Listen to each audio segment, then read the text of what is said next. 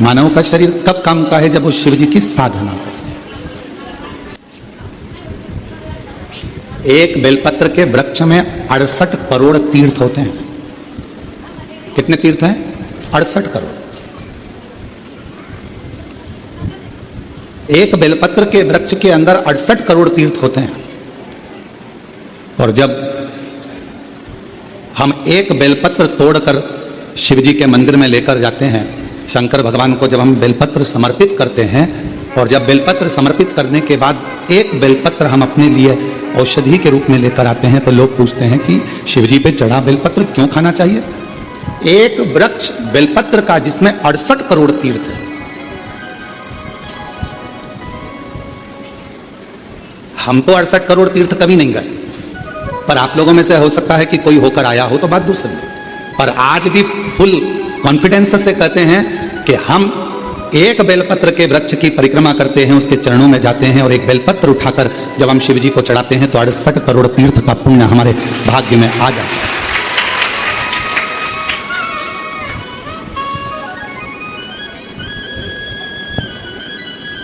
और इतने पवित्र तीर्थ,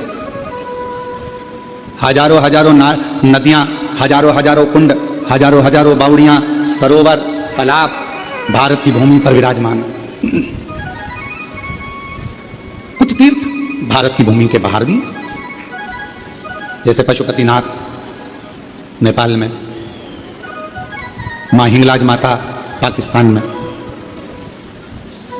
ऐसे कई तीर्थ बाहर भी हैं। अब 68 करोड़ तीर्थ हम कभी नहीं गए,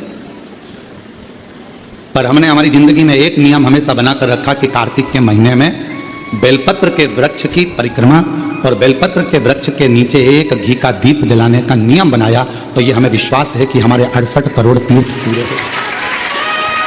68 करोड़। अब लोग कहते हैं गुरुजी एक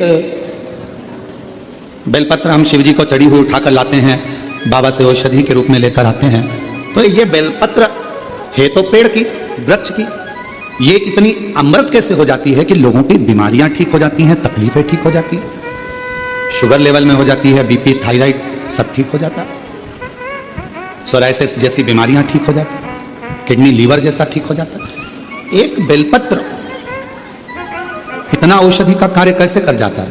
तो शिव महापुराण में वर्णन किया, उमा संहिता के अंतर्गत 68 करोड़ तीर्थ एक बेलपत्र के वृक्ष में है।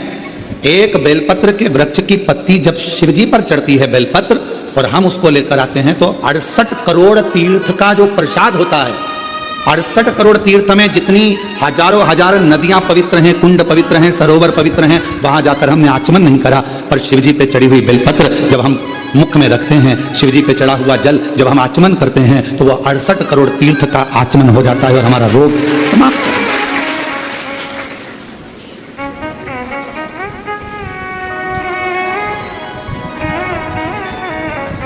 68 करोड़ तीर्थ।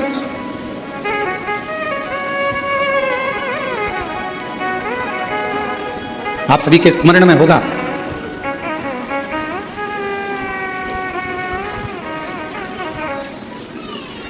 एक माता देवी भागवत कहती है, मां ललिता,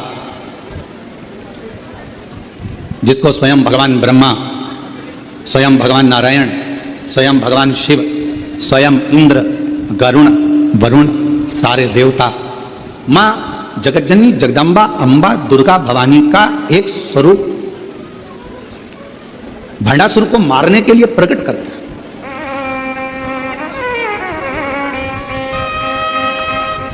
और काय से प्रकट किया? मां ललिता अंबा को कैसे प्रकट कर लिया? तो कहा मां ललिता अंबा को प्रकट करने के लिए भगवान नारायण ने बेलपत्र के वृक्ष की छांव में तप किया हजारों वर्ष तक। ब्रह्मा जी ने साधना करी हजारों वर्ष तक बेलपत्र के वृक्ष की छांव में। इंद्रदेव ने तप किया हजारों वर्ष तक बेलपत्र के वृक्ष की छांव में। आज इस व्यासपीठ से हम कहें आप सभी को, जितने भी श्रोता श्रवण कर रहे हैं कथा को ऑनलाइन, आस्था चैनल पर, फेसबुक, यूट्यूब पर, या बाबा कुबेर भंडारी की इस भूमि पर, जब भी आपका कोई भी तीज त्योहार पड़े, आपके घर में कोई भी त्यौहार आवे, आपके घर में कोई भी उत्सव आवे, आपके घर में बच्चों का जन्मदिन आवे, आपकी शादी की सालगिरह आवे, आपके घर में कोई भी विवाह आवे, आपके घर में कोई भी अच्छा कार्य हो, कोई त्यौहार आ गया, दिवाली आ गई, दशहरा आ गया, कोई नवरात्रि आ गई, गणेश चतुर्थी आ गई, चतुर्थी आई, छठ आई, कोई भी व्रत आपका पवित्र कोई उत्सव आया, तो एक काम जरूर करा करो, बेलपत्र के वृक्ष के नीचे जाकर एक घी का दीपक लगाया करो और श्री शिवाय नमस्तुभ्यं जरूर बोला करो। फल देगा। एक घृत का दीप बेलपत्र के वृक्ष के नीचे अगर आप एक क्षण के लिए भी बैठे हो तो वो फल देगा।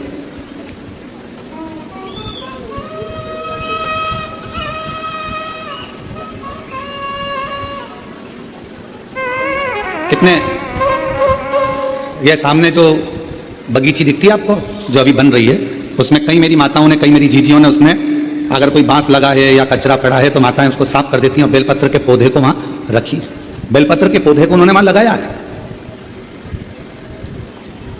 और कई माता ऐसी आती है कि वो बेलपत्र, इतने सारे बेलपत्र के पौधे लगे हैं और माताएं उस बेलपत्र के पौधे में कोई कचरा है, कोई दुर्वा लगी है, कोई घास लगा है, कोई बेकार पौधा लगा है तो उसको साफ कर देती हैं और उसमें जल डालकर उसकी परिक्रमा कर कर चली जाती है।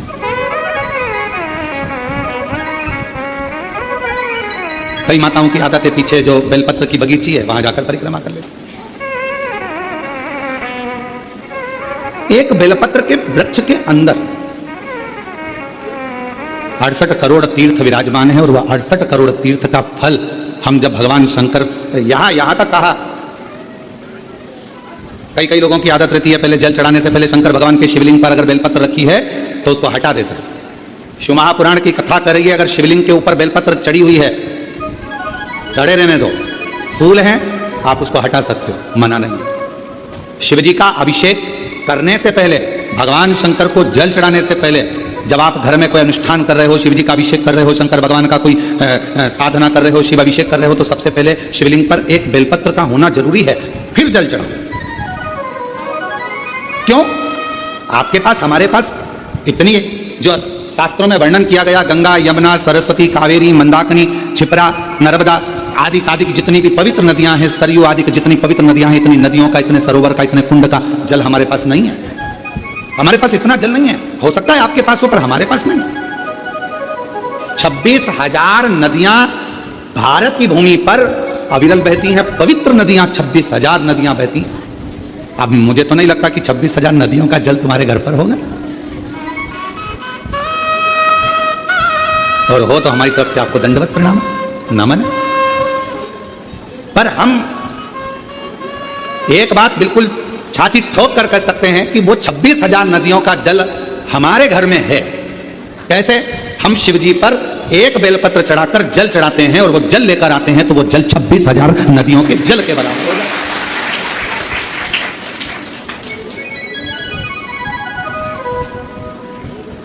अब ये, और अब आप छाती ठोक कर आप भी कह सकते हो हमारे यहाँ भी 26,000 नदियों का जल महाराज। ओ सीवर वाले महाराज, तुम्हें क्या मालूम है, हमारे यहाँ भी 26,000 नदियों का जल आता है। शिवजी पे बेलपत्र चढ़ी रहती है, हम जल चढ़ाते हैं, वो पानी जब हम थोड़ा सा झेल कर लाते हैं, आचमन करते हैं, घर पर छींटते हैं, वो 26,000 नदियों का जल हमारे को पवित्र कर देता है।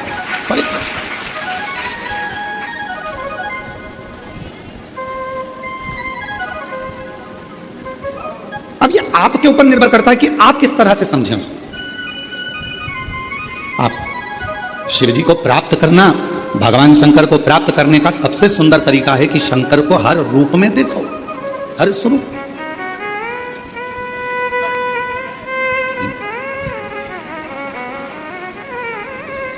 सोलह श्राद्ध में 16 दिन पुरखों को, पूर्वजों को, पितरों को खीर पूड़ी खिलाई। नवरात्रे में 9 दिन छोटी छोटी कन्याओं को खीर पूड़ी हलवा खिलाए, ठीक है। और मान लो घर में कोई बुजुर्ग बैठा हुआ है, घर में कोई बूढ़ी माँ बैठी है, घर में बूढ़ा बाप बैठा है, और हम उसको कुछ ना दें तो वो श्रेष्ठता का शरीर। कितना सुंदर कहा गया है शास्त्रों में, अगर घर में कोई मरीज व्यक्ति है, घर के अंदर यदि कोई रोगीला व्यक्ति है, रोग है, मरीज है, बीमार व्यक्ति है, और तुम्हारे घर में अगर कोई त्योहार है, तुम्हारे घर में देवी देवता की पूजन है, तुम्हारे घर में श्राद्ध है, तुम्हारे घर में कोई भोजन करने आने वाला है, तो शिव महापुराण की कथा कहती है, अगर घर में कोई रोगी व्यक्ति है, घर में कोई बीमार व्यक्ति है, घर में किसी का दवाई गोली चल रही है और भोजन करने वाला या देवी देवता की पूजन दोपहर में 12 बजे 1 बजे होने वाली है और वो रोगी व्यक्ति को दवाई खाना है और उसको भोजन करना है, तो जो भोजन करने आएगा देवी देवता पुजाएंगे, वो अपनी जगह पर है। सबसे पहली सेवा जो रोगी व्यक्ति है उसको भोजन दिया जाए, उसकी सेवा। अब रोगी व्यक्ति मांग रहा, बेटा मेरे को दवाई लेना है, मेरे को थोड़ा सा एक रोटी दे देना बेटा। अरे मम्मी तुमको नहीं मालूम आज दादाजी का श्राद्ध है, मम्मी तुमको नहीं मालूम आज दादी जी का श्राद्ध है, मम्मी आज कुलदेवी की पूजन होगी, आज कुल देवता की पूजन होगी, तो मैं खाने की लगी रहती है, पूजन कौन करेगा, देखेगा कौन, अभी पूजन हो जाएगी उसके बाद मैं आपको खाना दे दूंगी, उसके बाद मैं आपको भोजन दे दूंगी। नहीं, शिव पुराण की कथा कर रही है, कोई बूढ़ा है, बुजुर्ग है, बीमार है, घर में बच्चा है, कोई रोगी है, कोई तकलीफ में है, तो देवी देवता और अन्य काम सब होते रहेंगे। पहले उन बुजुर्ग की, पहले उन बीमार व्यक्ति की, पहले उनकी चिकित्सा की, पहले उन बच्चों की सेवा होनी। ये शिव पुराण हम जानते हैं। इस बात के पीछे लोग हमारा विरोध करेंगे कि तुमने कह दिया कि जो घर में बीमार व्यक्ति है पहले उसको दो, फिर देवी देवता की पूजा। इसके पीछे हमारा विरोध होगा। हम जानते हैं कि हम बोल रहे हैं तो हमारा विरोध होना है, पर उससे हम डरते नहीं। जो सत्य है, घर में पहले बुजुर्ग है, घर में कोई बूढ़ा व्यक्ति है, घर में कोई रोगीला व्यक्ति है, किसी को शरीर में कष्ट है, बहुत तकलीफ में है, और देवी देवता की पूजन 12, 1, 2 बजे होगी, पर उसको जरूरत अभी 9 बजे, 10 बजे, 11 बजे, तो पहले उसकी व्यवस्था करें, पहले उसको। और ना जाने किस वेश में नारायण मिल जाएगा, निर्मल मन के भीतर से वह राम के दर्शन पाएगा। ना जाने किस वेश में आकर नारायण मिल जाएगा, निर्मल मन के दर्पण में वह राम के दर्शन पाएगा। पता नहीं किस रूप में आकर नारायण मिल जाएगा, निर्मल मन के दर्पण से वह राम के दर्शन पाएगा। आपके भाव की शुद्धता। अब एक बात आपसे पूछें, उत्तर दीजिए। कोई बीमार व्यक्ति घर में तुमसे रोटी मांग रहा है और तुम देवी देवता का पूजन करते रहो तो भगवान प्रसन्न होगा? बोलो तो जम के। पहले उसको दीजिए, औषधि उसको दीजिए, भोजन उसको, फिर दूसरा। कभी प्यासे को पानी पिलाया नहीं, बाद अमृत पिलाने से क्या था? कभी गिरते हुए को उठाया नहीं, बाद आंसू बहाने से क्या था? कौन सा? शिव कथा कर रहे।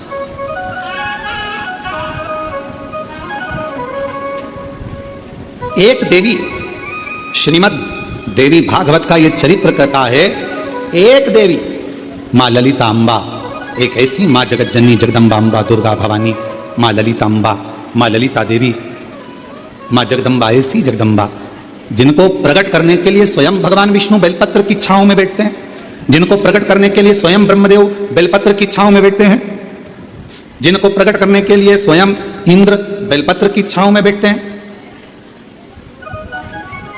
बल बढ़ता। बेलपत्र के वृक्ष के नीचे एक बार अगर आपके मुख से श्री शिवाय नमस्तुभ्यम निकल जाता है तो समझ लो कि 68 करोड़ तीर्थ में बैठकर तुमने ये मंत्र जप लिया। 68 करोड़ तीर्थ में बैठकर इस मंत्र का जाप किया।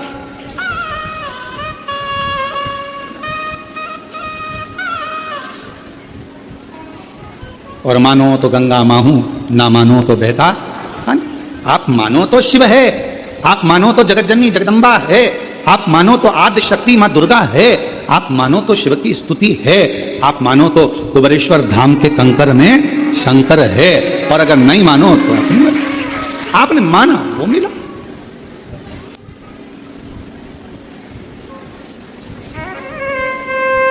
आप स्वीकार करें, ये आपके ऊपर। एक पत्र बहुत बड़ा आया,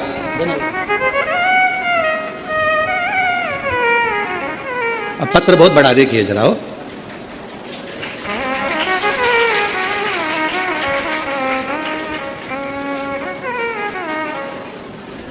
इतना बड़ा लेटर तो हमने कभी नहीं देखा। अब इस पत्र को पढ़ें थोड़ा सा। कुबेर भंडारी का सेवक रामेश्वर पाराशर एवं धर्मपत्नी श्रीमती शशिकला पाराशर, हनुमान नगर, कूंचलवाड़ा रोड, देवली, जिला टोंक, राजस्थान से आए। आप ही हैं? श्री शिवाय नमस्ते। साधु का कुबेर भंडारी की असीम कृपा से एक लोटा जल का चमत्कार का क्या बखान करूं, सूर्य को दीपक दिखाने जैसा है। गुरुजी, मैं एक बेलपत्र का पौधा 25 वर्ष पहले मकान के पास वाले प्लाट में लगाया था। तब मैं बहुत परेशानी में था, तन मन धन से दुखी था। मैं एवं मेरी धर्मपत्नी विगत 2021 से शिव महापुराण की कथा आपके श्रीमुख से ऑनलाइन प्रतिदिन सुनती है। मैं और मेरी पत्नी 4 बार कुबेरेश्वर धाम के दर्शन पूजन करने आए थे। 13 जुलाई 2025 को भी पूजा कर कुबेर भंडारी से अर्जी लगाई थी। विगत 30 वर्ष 1995 से 2025 में प्रॉपर्टी का कार्य पार्टनर के द्वारा धोखा दिया गया। 45 प्लाट मैंने बेच दिए। पार्टनर की नीयत खराब हो गई और रजिस्ट्री नहीं कराई गई। अंत में कुबेर भंडारी की अर्जी लगाने के बाद इसी बीच पार्टनर का देहांत हो गया। रजिस्ट्री के लिए लड़के को बोला पर उसने मना कर दिया। जब लोगों के पैसे लेकर तकलीफ, अंत में कुबेर भंडारी पर अर्जी लगाई, बीच में पार्टनर का देहांत हो गया। उसके लड़के को कई बार कहा किंतु फ्लैट नहीं दिए, जबकि लोगों के पैसे लेकर पार्टनर को दे दिए। फिर 13 जुलाई को पुनः अर्जी लगाने के लिए बाबा बाद में पूजा करके सीहोर आए। ऊपर से थोड़ा। उसके बाद कुबेर भंडारी की असीम कृपा से पार्टनर ने 45 प्लाटों का पावर ऑफ अटर्नी मेरे को दे दी। बाबा की कृपा से कार्य सफल हुआ। गुरुदेव एक इच्छा लेकर आए थे कि कथा शिव महापुराण में एक दिन का यजमान बन जाए, और आज बाबा ने वो भी पूर्ण कर दिया। एक दिन का यजमान। आ जाइए, एक बेलपत्र ले जाए।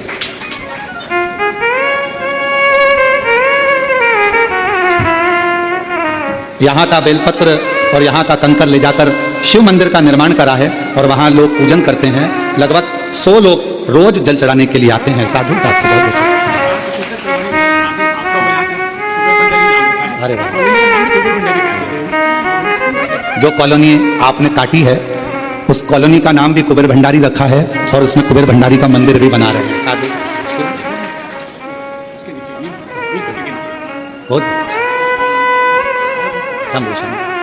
और तेरी कृपा का क्या है भरोसा, कब किसी पर हो जाए जरा सी हम पर कर दो, जरा सी हम पर कर दो। जिस पर भी हो गई तेरी कृपा करुणा वो भव पार हुआ, भव पार हुआ।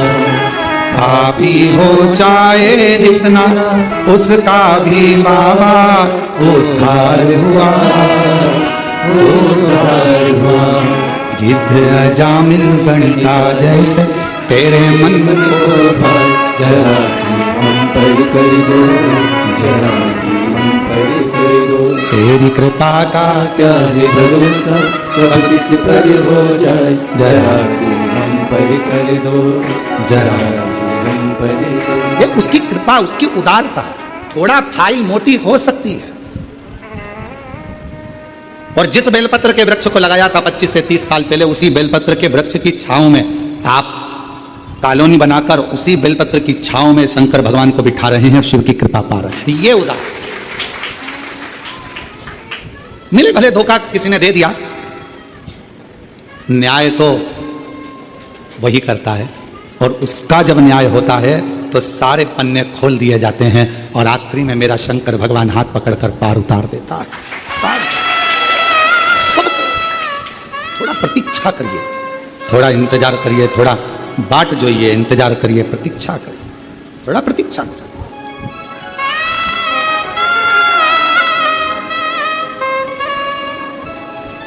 आज फिर आप लोगों से कहेंगे, जब कोई दुख आए ना, कोई तकलीफ आए, कोई कष्ट आए, बहुत बड़ी समस्या में गिर गए हो, बहुत तकलीफ में हो, उल्टे हाथ की हथेली पर बेलपत्र सीधे हाथ से उस पर रखकर शिव का स्मरण करिए, शंकर को याद करिए।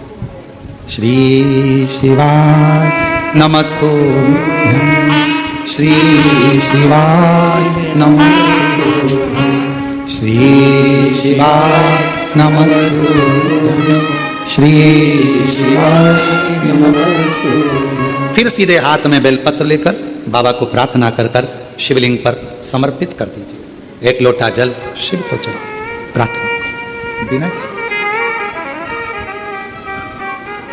प्रार्थना करो, विनय करो। लोग हमसे कहते हैं क्यों गुरुजी? बहुत लोग तप करते हैं, साधना करते हैं, आराधना करते हैं, व्रत करते हैं, उपवास करते हैं, कोई नग्न पैर रहता है, कोई कुछ करता है, कोई कुछ करता है, पूरे नवरात्रे लोग साधना में तप में लगे रहते हैं। आप क्या करते हो? हम एक ही काम करते हैं, शिव जी के उस पवित्र बेलपत्र के वृक्ष के नीचे बैठकर श्री शिवाय नमस्तुभ्यं, श्री शिवाय नमस्तुभ्यं, एक ही। और जहां जहां बेलपत्र के वृक्ष लगे हैं, 11 बेलपत्र के वृक्ष के नीचे जाते हैं, झाड़ू लगाते हैं, साफ करते हैं, जल चढ़ाते हैं, बेलपत्र के वृक्ष के नीचे झाड़ू पोछा कर आ जाते हैं, उसको झाड़ू लगा कर। ये भी हमारा व्रत है, यही हमारी साधना, यही हमारा तप है। नवरात्रे में माँ जगत जननी दुर्गा भवानी, माँ आद्य शक्ति, माँ भवानी, माँ जगदम्बा, माँ ललिता, माँ कुष्मांडा, माँ स्कंदा, माँ कालरात्रि, माँ जगत जननी बेलपत्र के वृक्ष में 64 योगिनियां देवियां सब विराजमान, उस बेलपत्र के नीचे जल चढ़ाकर सबका आशीर्वाद प्राप्त करें। उस बेल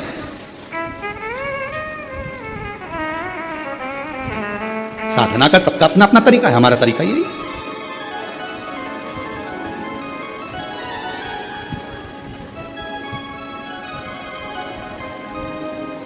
नहीं जा सको जो सारे तीरथ, नहीं जा सको जो सारे तीरथ, बेल पत्र के वृक्ष के नीचे चले आना, सारे तीर्थों का फल अपने आप प्राप्त हो जाए।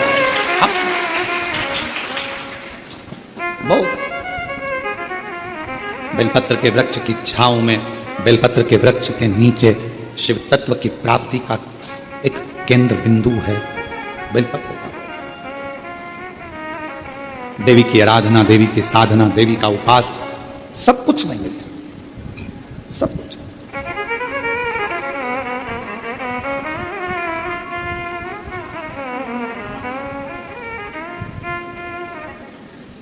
बस नहीं जा सको जो सारे तीरथ, नहीं जा सको जो सारे तीरथ, माँ के चरणों में आ जाना भक्तों जल्दी जल्दी आना, माँ के चरणों में आ जाना भक्तों जल्दी। एक बेलपत्र की छांव हमें फल प्रदान कर देती है, तब साधना का जो फल।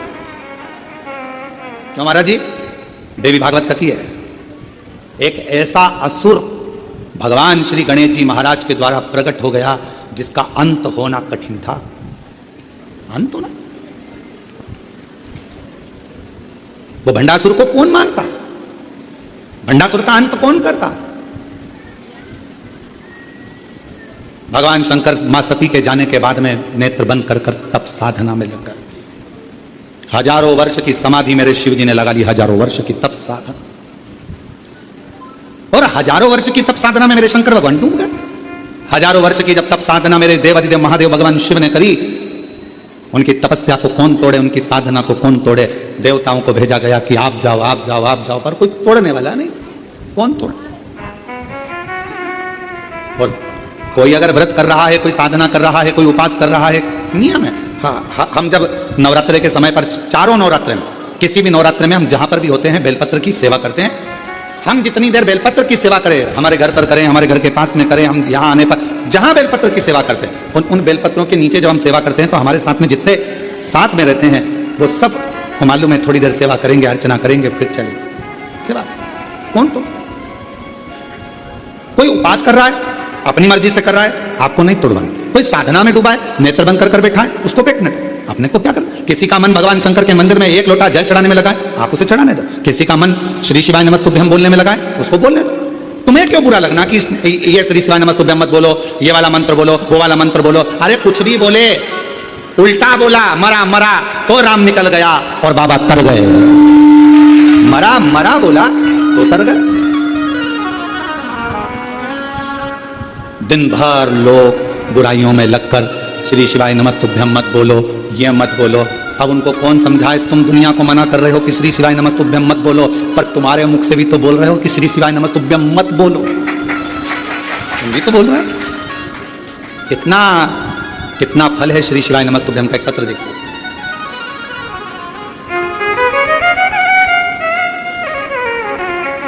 पूना देवी बीकानेर राजस्थान से आई हूं, कहीं बैठी हो पूना देवी बीकानेर राजस्थान से, कहीं बैठी हो तो हाथ हिला सकती हैं। एक लोटे जल का क्या वर्णन करूं गुरुदेव। मेरा बेटा हेमंत जिसका भयंकर एक्सीडेंट हुआ, कहीं बैठी हो तो पूना देवी बीकानेर राजस्थान से हैं, कहीं बैठी हो तो पीछे से आ सकती हैं, और बच्चा आया हो तो उसको भी ला सकती हैं। मेरा बेटा हेमंत का भयंकर एक्सीडेंट हो गया,